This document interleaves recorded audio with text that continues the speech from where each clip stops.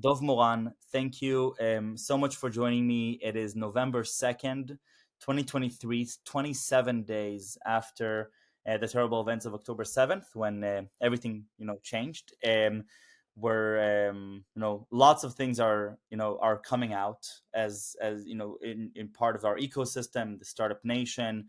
And I can't think of a better figure to speak to about what we're observing, what we're observing from the ecosystem aspect, on a personal aspect, from the technology to society to the community at large. So thank you very much for joining me, and I really appreciate it. Before we get into the war and what's happening, give me a brief background about yourself and your day-to-day work with Grove, and obviously your name speaks before you, but I'd love to hear it in your own words. So, hey, great talking to you, Michael. So I'm Dov Moran. I'm an entrepreneur. I'm a founder of companies, the inventor, USB flash drive. It is. Other nice companies. This my company, Ep1056, acquired by SanDisk, $1.6 billion. I think the smallest phone in the world, this one. Actually, take a look, it's the size of the USB flash drive. And actually, the smallest one was this. This is even smaller, yeah. And this module that was patents were acquired by Google. I was chairman of Tower Semiconductor. They made it turn around. And in the last many years, last 8 years, I am the managing partner of Growth Ventures. We are a very unique fund, deep tech, all the hardcore, difficult stuff like semiconductors, cloud infrastructure, energy, quantum, space, healthcare. And we strive to actually help Israeli startups to become success stories. And we are doing very well with that. And you still start off all by saying you're an entrepreneur. That's 8 years now, full-time venture capitalist. That's it. That's who you are. I still see myself as an entrepreneur because entrepreneurship is something that exists in your DNA. Means, people ask, people from other countries come to Israel and ask, how can we become the startup nation? How can we copy? So my answer is, hey, you can't really copy. You can improve yourself. It's like marathon runners. You can't. It's clearly the winners usually are coming from Africa because it's part of their DNA. They learn how to run, and over thousands or hundreds of thousands of generations, they've improved their capabilities to become very good marathon runners. Now, from time to time, there are marathon runners that are from other countries because it's not only what's in your DNA, it's what do you do with it. I think that entrepreneurship is part of the Israeli DNA. And that's what led to the situation that we have many great startups, so many winners of Nobel Prize, and therefore entrepreneurship. Yeah, I'm a venture capital fund manager, but I'm still an entrepreneur. When I go to invest, I always work with the company. I'm not just sending money. Yeah, write a check. The check is it's maybe the first stage of beginning long-term relations between us, the fund, and the company, the entrepreneurs, of fighting side by side in order to make it a great success story. So bringing me and my partners, all our experience and many years of activities and relations and connections and understanding, using mostly the scarves that we have in our back. Many scarves. If I take the shirt, you see, my whole back is full of scarves. But that's what I'm doing. I can just share from a young entrepreneur's perspective the inspiration that you provide a whole generation of young entrepreneurs. And so on behalf of myself and all my friends in my generation, I thank you for that. These inventions you've done are not only incredible technologies and intellectually inspiring. I think you've also been a pioneer in pivoting the way, for the Israeli ecosystem, right? I mean, this is, your stories. You've done this, and today when I create a company in Tel Aviv or in California is an Israeli, I'm sitting on a platform that is very supportive, huge community, that you're a part of the supportive community. Yet, Totally. There are many, of course. It's not. of course, but I have to recognize that your time as pioneering a lot of these inventions, it was a different time and a different spirit. So first of all, thank you. But let's talk about an additional scar that's added on to what you mentioned, which is obviously what started on October 7th. Tell me a little bit about where you were in October 7th, and then I would love to hear a little bit about your immediate springing into action, because you've immediately published a beautiful piece with your opinion on it. Your fund has been actively involved. So walk me through that day, that morning where you were, and then sort of the reaction to it. Well, this was Saturday, 6:30 in the morning. I seen it almost every Israeli will ask, will give you the answer that, hey, I was in bed, sleeping. Great life. Actually, last day of the Simchat Torah holiday. Everything was peaceful. The weather was great. The sky was blue. Seems like, hey, life was good. And everything's changed actually in a day. Everything was changed because within few hours you understood that this is a catastrophe, and the numbers just got added and growing an hour after an hour, and then you get calls from people that you know, and this is in trouble, and this lady doesn't know where is, and and hey, our life was changed. Our life was changed. Believe that every Israeli is every Israeli knows somebody, if he didn't experience it himself, or the people who are very close to him at the second tier, at least, he knows somebody that was there. His brother was there. Her parents died, and the stories are amazing, terrible stories, because this is not people who died while bombarding or whatever, which is bad by itself. These are people who were killed by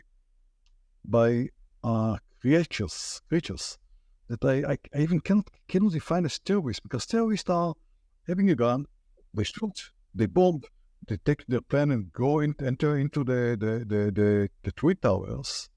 But people who actually burn elderly people at their bed, people who shoot children in front of the eyes of their parents, or parents in front of the eyes of the children, people, terrorists, or animals that they just cut the baby out of his mother's.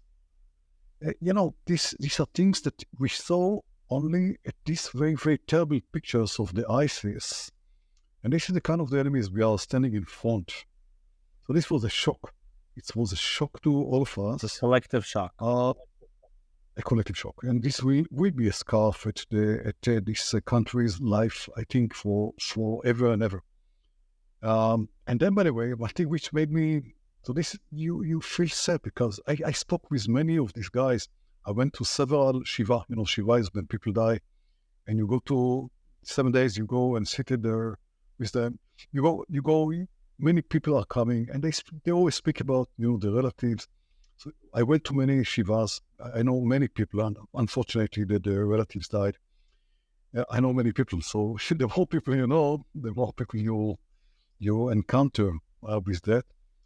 And then came these pictures from abroad, where you see people demonstrating free Gaza.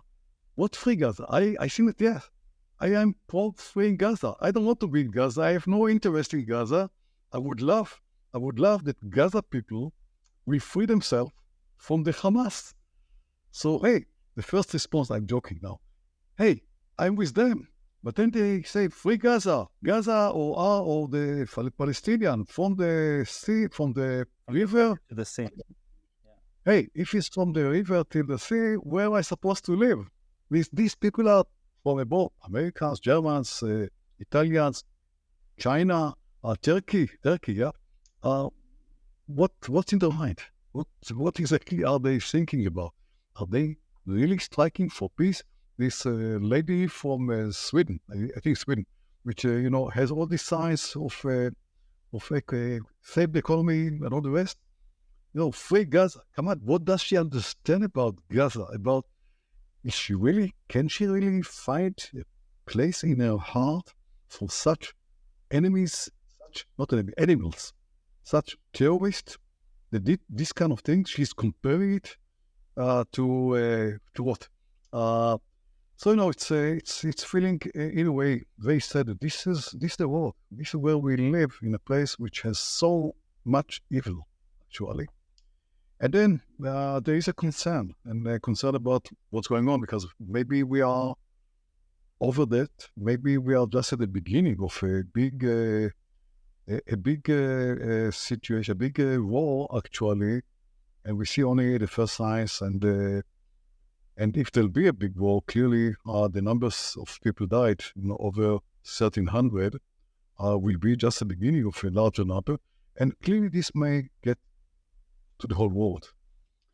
And I think that it's obviously geopolitically we're in one of the most terrifying and complex situations we've been at ever, and this is why there's so much global discussion here and the spotlight on Israel. One of the things that I was inspired by, and you are a part of that, is the action of the way that the startup nation has come together beyond just the reserves and the battle itself, but really we saw the ecosystem that day united, coming together, which to me, reminded me of the stories of my grandmother and my grandfather from the Haganah and from those early days. What did you experience happening in our ecosystem starting that day? Well, clearly the picture is much more broader than what I described, because there are many, there are the bad things, there are the strange things, there are the good things as well. First, the amazing support of Biden, which was so clear, so amazing, so clear in the message, in the fact that he came to Israel at this time, sharp. I think that his response was very, very effective and very, very good, not just for Israel, but generally for keeping the situation controlled. Support of many leaders in Europe. Actually, I've seen that every leader in Europe that bothered to understand the situation. It's not who is the right and wrong, because there is no right and wrong here. Who is the evil guys, and who are the guys who are actually looking for a peaceful life? Who are the guys who are actually driven by religious, which says jihad, kill everybody who is not Muslim, to the guys who are looking at progress, at technology, at how to make this world better. This is the real battle. So you get to see all the Europeans, almost all the European leaders coming to Israel, supporting Israel in an amazing, amazing way. And of course, the nicest thing, and I had no doubt that this is us Israelis, is the big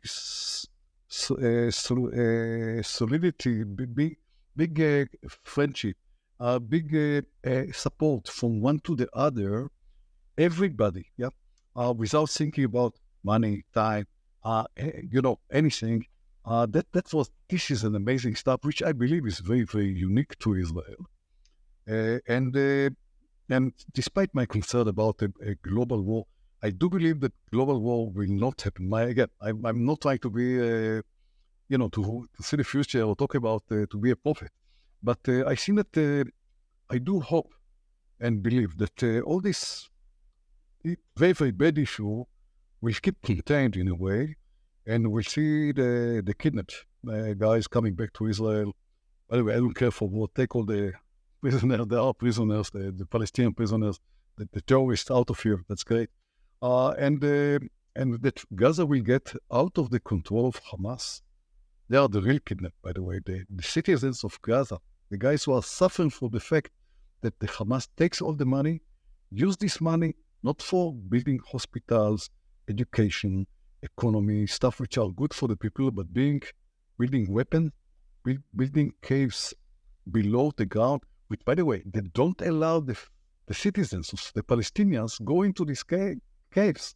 They keep it for themselves. That's amazing. The level of coolness, not just them against us, them against their own people.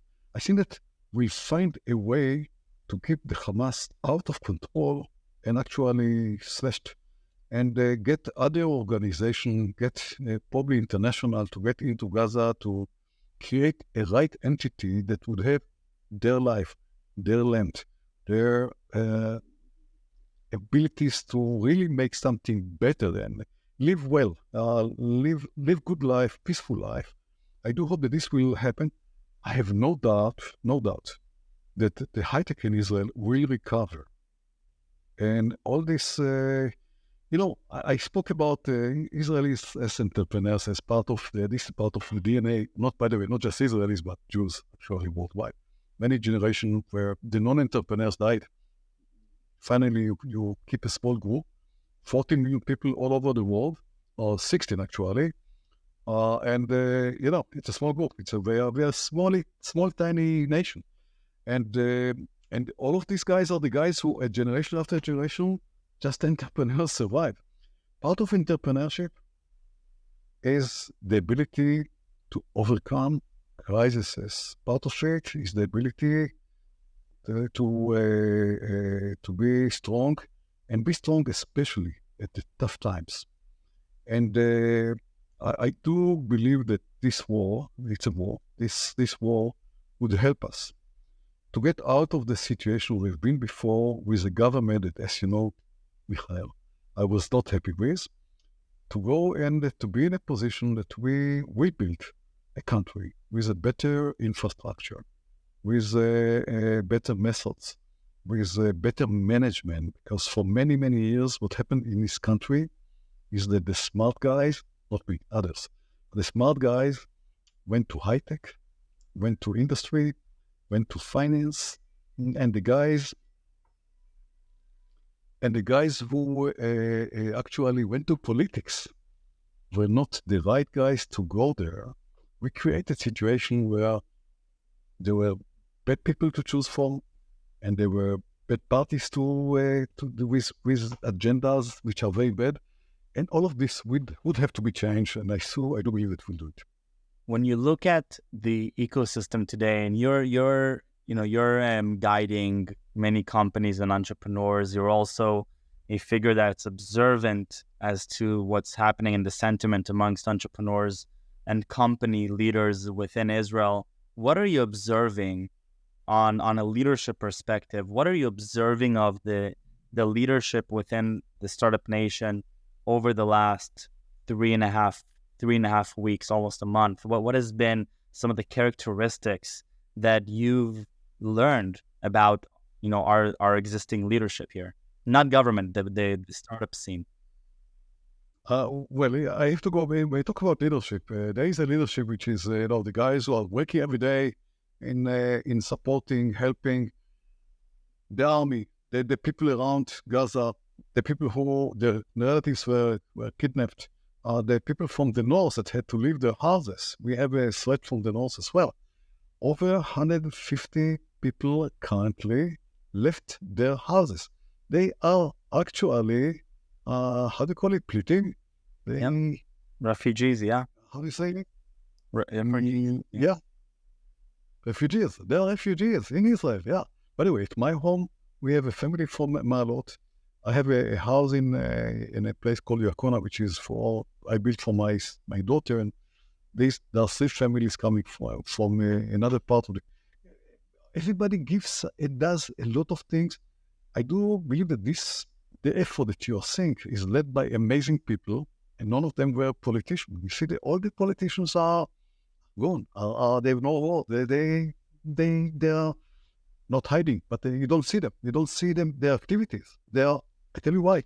They are incapable. Yep. So this is a situation where I do believe that this change of leadership, political leadership, because you definitely know a country is led by political leaders, would cause a change. That good people will go into politics, will have to actually generate a new sort of leaders which will be humble. the strengths won't be how great they talk English, but how great they think about their people. We know how to manage. Our prime minister, fortunately, except politics, never managed anything. He was VP sales at the furniture companies. Bibi, yeah, the big Bibi was a VP sales of furniture companies. All the rest of his life, political affairs. Yeah, we see people coming with the real will of fighting for this country and to fight for peace. And I tell you something which I think is very crucial. When I was young, at all generations, we were taught that we have to search, to strive for peace, and this was part of our living understanding. The story was, hey, we are a small country, and as strong as we'll be, we have to be strong because we have many enemies, but we have to strive for peace. I see that over the years, this message that, hey, we have to strive for peace, somehow, this message, everybody, of course, in a way, strive for peace. It wasn't a flag, and it has to become a flag. We have to strive for peace, and peace with our neighbors, with Palestinians, with Egyptians, with Jordan, with Syria, with Lebanon, because that's the place we chose to live in Israel. We are surrounded by these neighbors, good and bad, and everybody has, strengths and weaknesses.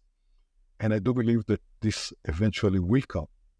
I love the optimism, and I love how you're constantly thinking about the next day and how do we emerge out of this crisis into a new generation and the evolution of our people and in this country. And I share your optimism, and you're making me even more optimistic.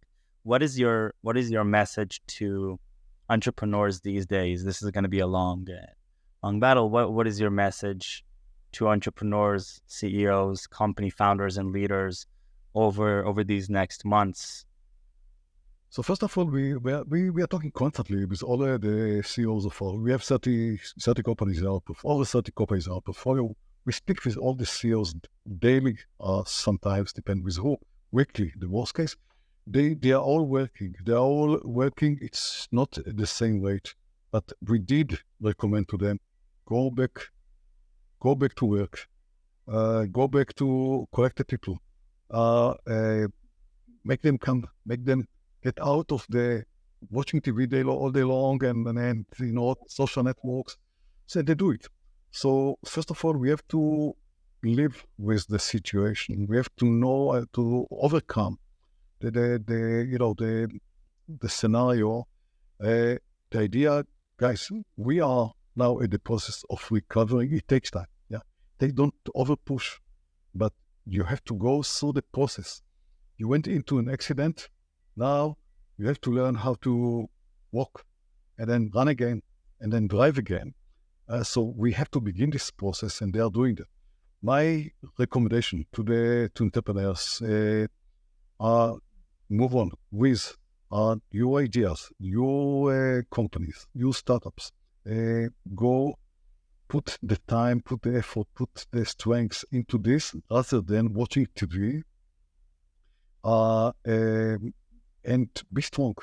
Luckily, this ugly attack, this terrible attack, didn't destroy high-tech, didn't destroy innovation, didn't destroy entrepreneurship. We do have great entrepreneurs. We do have as well great community of supporters, investors from worldwide, all over the world, that understand that this is what we are doing this in this country. And I do believe that, maybe it will take some time for them to come back and invest, but the smart guys would come faster. And the smart guys will take advantage actually of investing in good numbers.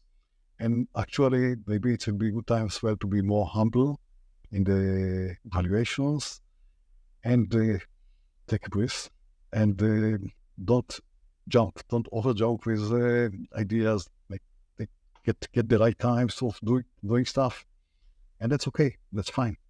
Yeah, and I think more than what I've been looking at, some of these are companies in your own portfolio that are really taking a look at this crisis and think, okay, how can we catalyze this, catalyze our innovation, catalyze our technology, deployed in ways that we didn't necessarily think of in this context. And I've seen it with our own work and with the work of some of your companies. It's really been amazing to see how how we can be, as a startup nation, we come together and innovate during this time. And Dov, I really want to thank you first and foremost for the inspiration on a personal level, but on a national level and on a global level as well. You bring a very fresh and energizing perspective, very calming and soothing. I leave this conversation more calm, soothed, optimistic, and energized than going into it. So I thank you for that, and thank you for everything. Thank you. Da.